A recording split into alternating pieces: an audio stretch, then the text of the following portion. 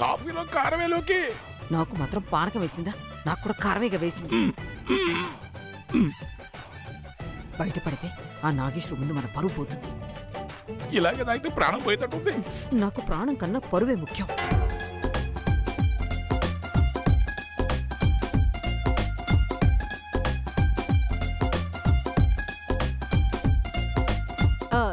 ఏంటత్తయ్యా, ప్రియా పాపం చాలా కష్టపడి కాఫీ తెచ్చిస్తే అసలు టేస్ట్ గురించి ఒక్క మాట కూడా మాట్లాడడం లేదే. మంట తప్ప మాటలు రావడం లేదమ్మా.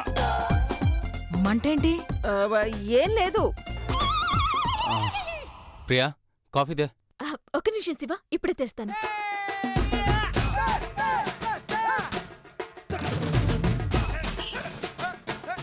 శివ,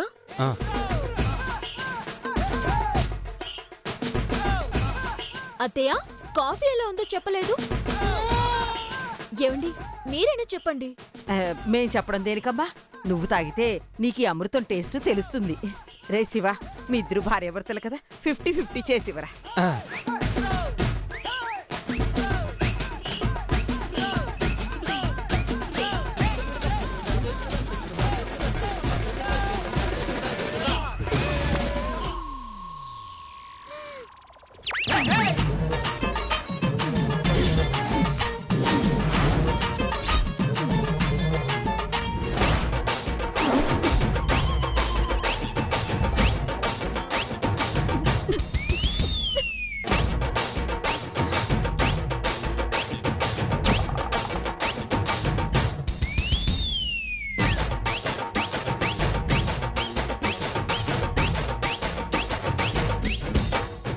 ఇప్పుడు అర్థమైందా?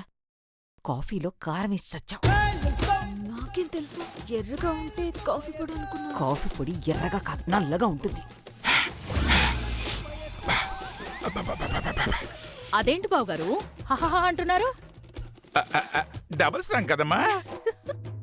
గొంతు సవరించుకొని వస్తా.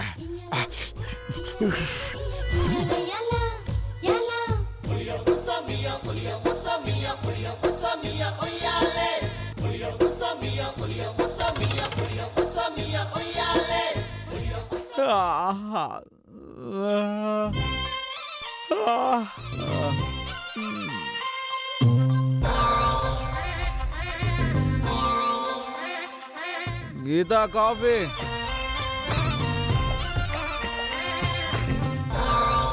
ఓసై గుండమ్మా కాఫీ.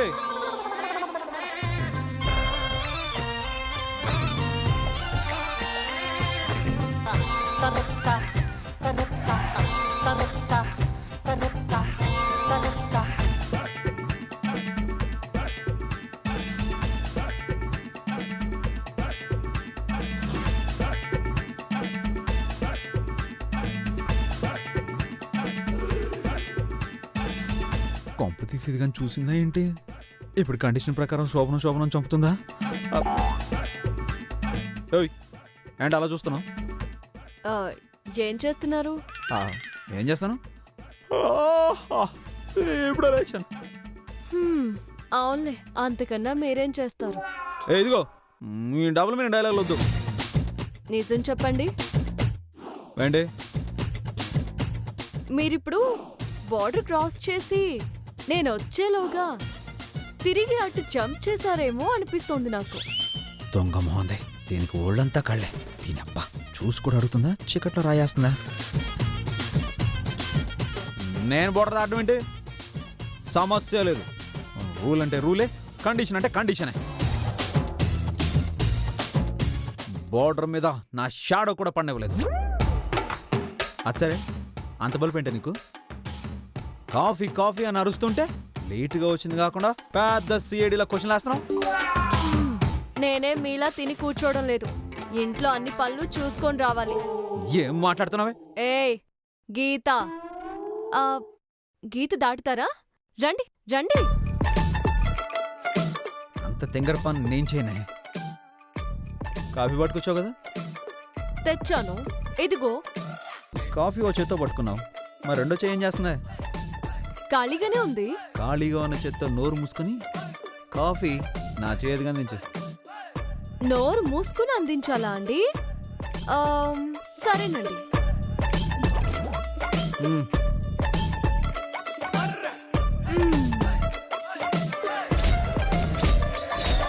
ఓయ్ కాఫీ చేతికి ఇవ్వమంటే అక్కడ పెట్టావంటే? నేను మీ చేతికి అందిస్తే బార్డర్ మీద నా చెయ్యి షాడో పడుతుందండి. క్రాస్ చేయకూడదు కదా. పైకైతే ఏమైనా మామూలు గీత, నా రాముడి గీసిన గీత. డైలాగ్లోకే ఆ కాఫీ ఎలా తాగాలో చెప్పు. భారీగా మీరు కాఫీ అడిగితే తేవడం నా బాధ్యత. తెచ్చాను. ఇంక తాగడం తాగకపోవడం మీ ఇష్టం. హ, అక్కడుంటే తాగడం కష్టమే. దానికి నేనేం చేయను? పోనీ ఒక పని చేస్తారా? ఏంటి? నేను కళ్ళు మూసుకుంటాను, మీరు ఇలా వచ్చేసి కాఫీ తాగేసి అలా వెళ్ళిపోండి. అబ్బచ్చా, మరీ అంత ఎదవలా కనిపిస్తున్నాను నీ కంటికి? నీ మాటలు నమ్మి నువ్వు కళ్ళు మూసుకోగానే నేను కాఫీ కోసం అటు వస్తే నన్ను పట్టేసుకుని నా శీలాన్ని బుగ్గిపాలు చేద్దామనంటే నేను అంత తింగరోని కాదే. నువ్వు ఇలాంటి సెకలు చేస్తావనే నా ఏర్పాట్లో నేను ఉన్నాను. ఓహో, అంటే కాఫీ ఇక్కడుండగానే తాగేస్తారా? ఇంకొంచెం దూరంగా పెట్టినా కూడా తాగేస్తాను. ఎలా? వెయిట్.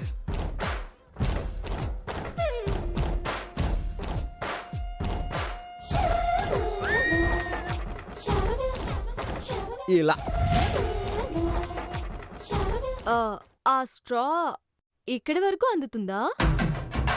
చూడవే.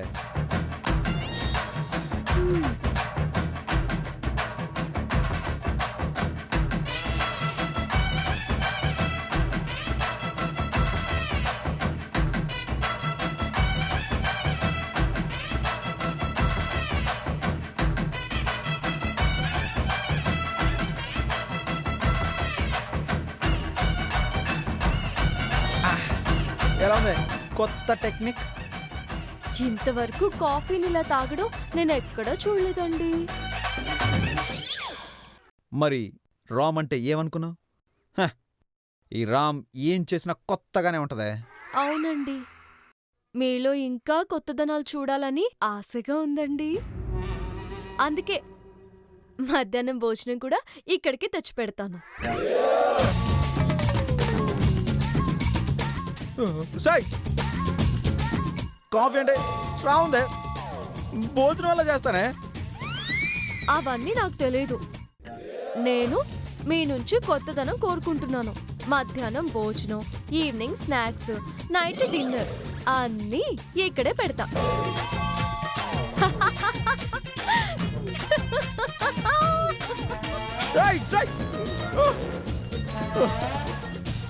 దీని దుంపతగా ఇలా నన్ను టార్చర్ చేసి కమిట్ చేయించేసేలా ఉంది. వదినా, వదినా, టిఫిన్ వదినా, రా వదినా. ఏంటి వదినా వదినా అని తెక్కల్వరిస్తున్నారు? అంటే టిఫిను టిఫిన్ కావాలంటే ప్రియా అని పిలవండి, లేదా మీ అమ్మని పిలవండి. ఇంట్లో గీత గీసిన తర్వాత ఆ గీతతో మీకు పనేంటి? అంటే టిఫిన్ ఎప్పుడు తనే పెడుతుంది కదా, ఏదో అలవాట్లు అన్నాను లేవే. అలవాట్లు మార్చుకోండి. టిఫిన్ తీసుకొస్తాను, ఆ గీతను చూసి కూర్చోండి. కూర్చోండి.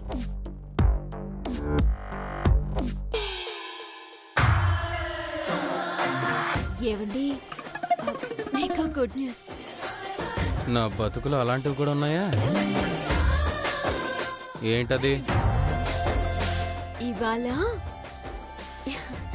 ఇవాళ నా చేతులతో నేనే టిఫిన్ చేశాను. కాఫీ టాక్ విన్నాను.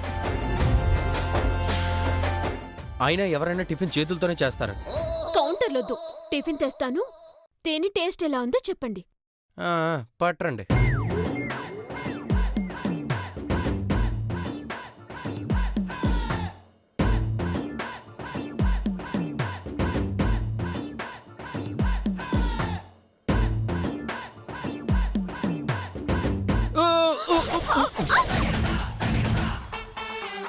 ఏంటే ఇల్లంతా అలా ఊగింది? భూకంపం ఏమైనా వచ్చిందా? లేదండి, నేను చేసిన ఇడ్లీ పెట్టాను. ఏంటే ఇడ్లీలు మరీ ఇంత తెల్లగా ఉన్నాయి? కాఫీలో కారం వేసినట్టు ఇడ్లీలో సర్ఫ్ ఏం వేయలేదు కదా? తింటే అస్సలు వదిలిపెట్టారు తెలుసా?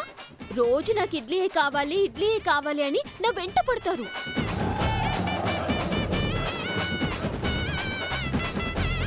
టేస్ట్ బాగుంది కదా అని మొత్తం మీరే లాగించేయకండి. అత్తయ్య మావయ్య కూడా ఇవి తినే అవకాశం ఇవ్వండి. నోట్లో వేసుకుంటే వెన్న పూసలా కరిగిపోతుంది, కడుపులో పడగానే అరిగిపోతుంది. ఇది మరీ ఇంత కాన్ఫిడెంట్గా చెప్తుందంటే పొరపాటున ఏదో బాగానే చేసి ఉంటుంది. ఏంటి 2 వేసా? ఇంకో 2 తగిలించు.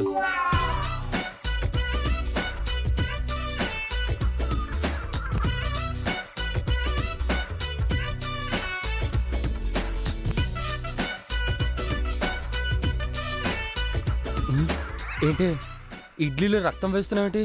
కొంప తీసి బ్లడ్ మా నాందా? ఇది బ్లడ్ కాదు, చట్నీ. ఆ?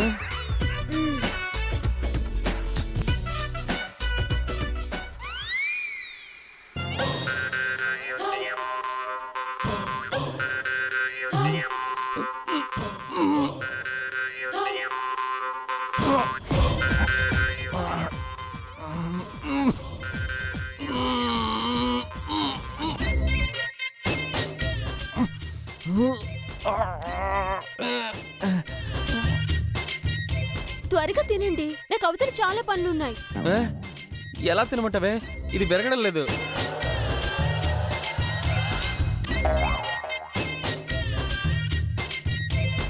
ఆ! ఏంటి ఇది ఇంత గట్టిగా ఉంది? ఆ ఇడ్లీ అన్న తర్వాత ఆ మాత్రం గట్టిగా ఉండదా ఏంటి? ఆ, మీరు ఈ నోటి సరసం. ఇది సరసమనా దరిద్రమా?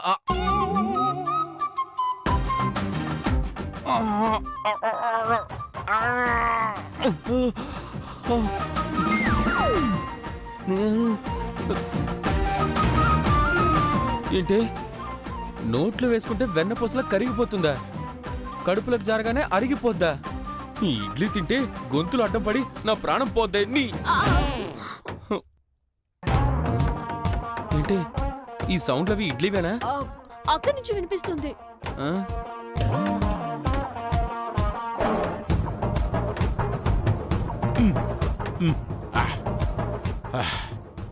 ఇలా పంచాయతీ ఏటా కానీ అన్ని పనులు నా చేత చేయించేస్తున్నారు.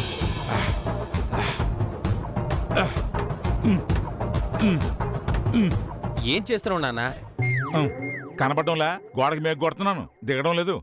ఆ, దీంతో కాదు గాని ఇటీ దీంతో ట్రై చేయి. గుడ్.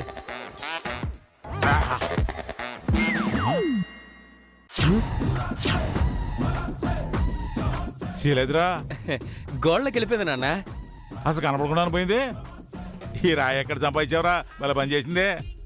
ఇది రాయి కాదు నాన్న, మరే మీ కోడలు చేసిన ఇడ్లీ. ఆ? అరే, నీ పెళ్ళాన్ని ముందు వంటగదిలోకి వెళ్ళొద్దని చెప్పరా. ఏవండి, టిఫిన్ చల్లారిపోతుంది, మావయ్య గారిని కూడా తీసుకురండి. ఆ? నాకు తల్లో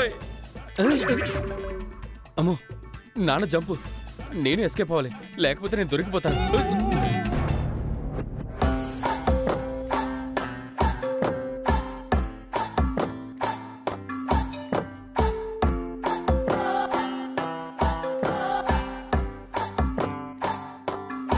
ఏంటి గుడ్ల గుడ్లు అప్పగించి అలా చూస్తున్నావు?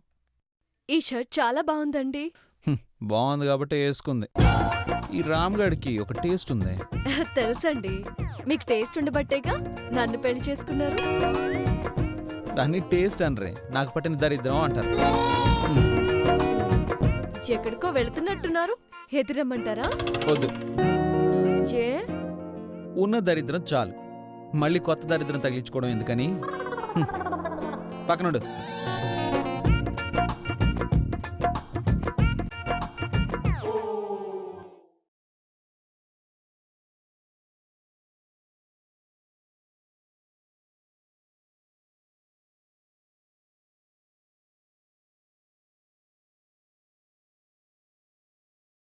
అమ్మా పొలానికి వెళ్ళొస్తాను. పొలానికా? ఎందుకు? ఎందుకంటావేంటమ్మా? వరి నాట్లు వేయించాలి, యూరియా జల్లించాలి, మెరక పొలంలో దాన్ని లోడెక్కించాలి.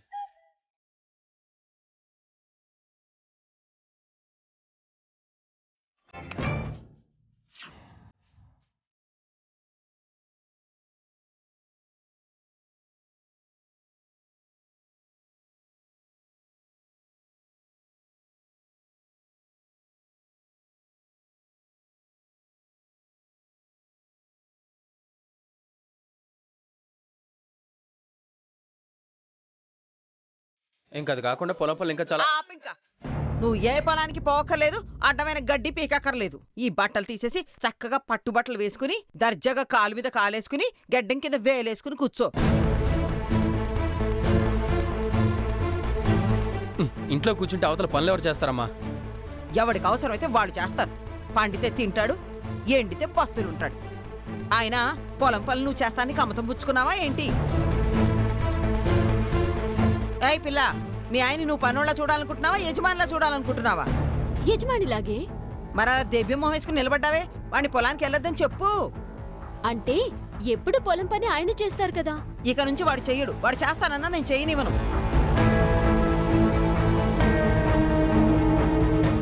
ఏమైంది దీనికి? తెల్లవారుగానే మొదలుపెట్టింది. ఏమైంది అత్తయ్య? ఏమైందంటావేంటమ్మా? మావాడేం పాపం చేశాడు, మీ ఆయనేం పుణ్యం చేశాడు? మావాడికేమో నాగలి, మీ ఆయనకేమో సోకులా? ఇదేనా న్యాయం? ఇదేనా ధర్మం? ఇదేనా నీ తీర్పు?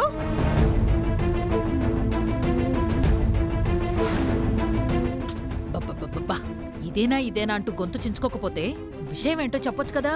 నీతో ఎవరు మాట్లాడలేదు ఇక్కడ. నీతో మాట్లాడాలని మేము అనుకోవడం లేదు. మరెందుకు మాట్లాడుతున్నట్టు? నా కొడుకు గురించి ప్రస్తావన తెచ్చావు కాబట్టి మాట్లాడుతున్నాను. ఆ కొడుకు తిండికి తిమ్మరాజు, పనికి పోతురాజు.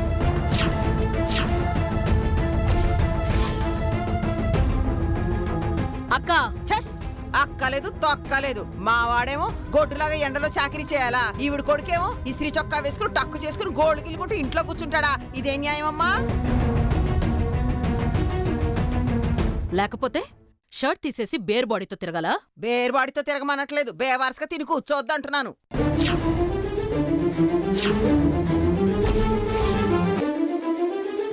పెద్దమ్మా, నువ్వు నన్ను అంత మాట? పెద్దమ్మా లేదు, పిన్నమ్మా లేదు. ఎప్పుడైతే పంపకాలని చెప్పి పంచాయతీ పెట్టి గీత గీసామో అప్పుడే అన్ని పోయాయి. ఆ, ఇంతకీ మీరు చెప్పాలనుకున్నదేంటో సూటిగా చెప్పండి అత్తయ్య. చెప్తాను. నాకేమైనా భయమా? ఎప్పుడైతే ఆస్తి పంచుకోవాలనుకున్నారో పనులు కూడా సగం సగం పంచుకోవాలి. ఆ, అంటే మా ఆయన కూడా శివతో పాటు పొలం పనులు చేయాలా? ఓయ్, పెద్దమ్మ అలా అనలేదే. అనకపోవడం ఏంటండి? ఆవిడ మాటల్లో మీనింగ్ అదే. అదే మీనింగు. శివ పొలం దున్నితే నువ్వు విత్తనాలు నాటాలి, వీడు నాట్లు పెడితే నువ్వు యూరియా చల్లాలి, మావాడు ధాన్యం దించితే మీ వాడు మూటలు మొయ్యాలి. అదేంటమ్మా, రామ్గడికి అసలు పొలం పనులు ఏమొచ్చని? ఏ ఆస్తి పంచుకోవడం వచ్చా? తింకర్ వెధవాని. మనం ఇంత అమాయకంగా ఉన్నాం కాబట్టి అందరూ మన కష్టాన్ని దోచుకుని సోకులు చేస్తున్నారు. అంటే ఏంటత్తయ్య, ఆస్తి 50-50 అంటున్నారు కాబట్టి పనులు కూడా 50-50 అంటున్నారా? ఏ తప్పంటావా? ఎలా అనగలం? లేదు, మా వాడికి పొలం పనులు రావు, మీ వాడే చెయ్యాలంటే చెప్పండి, మా వాడే చేస్తాడు. అయితే చేయమను. ఎందుకు చేయడు? కానీ కష్టానికి ఫలితం ఇవ్వాలి. అంటే ఆ, అంటే ఏముంది, ఆస్తి 50-50 కాదు 70-30 రేషియోలో పంచాలి అని ఆవిడ ఉద్దేశం. అంతే కదా అత్తయ్య? ఈ ఆలోచన నాకు రాలేదే. అవునవును, కరెక్ట్ గా అంతే. అదెలా కుదురుతుంది? 50లో పైసా కూడా వదలను. అయితే మా వాడితో పాటు మీ అబ్బాయి కూడా సమంగా పనులు చేయాలి. ఆ, చేస్తాడండి, చేయలేడు అనుకుంటున్నారా? ఓ అమ్మో, ఏంటిది ఇలా ఇరికించేస్తుంది? 5 అడుగులున్న శివే అన్ని పనులు చేయంగలేంది. 6 అడుగుల ఆజానుబావుడు, జిమ్ బాడీ గల వీరుడు, గ్లామర్ బాయ్ మా ఆయన పనులు చేయలేడా?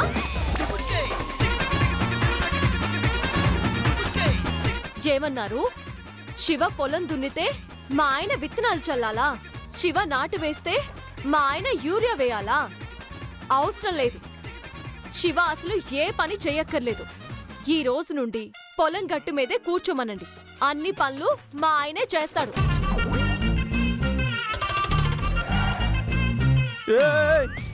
ఏంటి ఇలా ఇరికించేస్తున్నావు? ఆ పనులన్నీ నాకేం తెలుసు? ఇంతకు ముందు ఎప్పుడైనా చేశానా, ఏడ్చానా? చేయకపోతే ఆస్తి 3 వంతులు వాళ్ళకే కట్టబెట్టి నిజంగానే ఏడవాలి. మీరేం చెప్పరేంటి అత్తయ్య గారు? వాళ్లతో ఇలా నిందలు పడ్డా మనకు అవసరమా? ఆస్తిలో 3 వంతులు వాళ్ళకి ఇచ్చేద్దామా? చెప్పండి. అది కాదు. అవునరా, గీత చెప్పిందే కరెక్టు. మా అవన్నీ నాకు అలవాట్లేని పనులమ్మా. అలవాట్లు పుట్టుకతో వస్తాయా అండి? మనమే చేసుకోవాలి. ఇంతకు ముందు ఆడపిల్ల మెళ్ళో తాళి కట్టడం అలవాటుందా?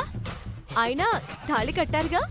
మరి చిన్నప్పుడు పాకడం కూడా వచ్చేది కాదు. అలాంటిది ఇప్పుడు పరిగెడుతున్నావు కదరా. అసలు మీ డైలాగులకి సిచ్యువేషన్కి ఏమన్నా సంబంధం ఉందా అమ్మా? నువ్వు మీనింగ్లు కాదురా, ఫీలింగ్లు క్యాచ్.